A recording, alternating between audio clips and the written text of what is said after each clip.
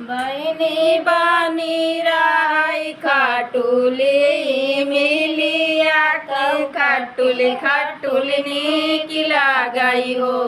बहिनी बनी राई खाटुली मिलिया के खाटुली खाटुली किला गई हो। सासुन नदिया काहे लगाई हारे बहिनी काहे लगाई हो रे बहिनी काहे लगाई हो। बहिनी बनी रही धागा ऋण बेचा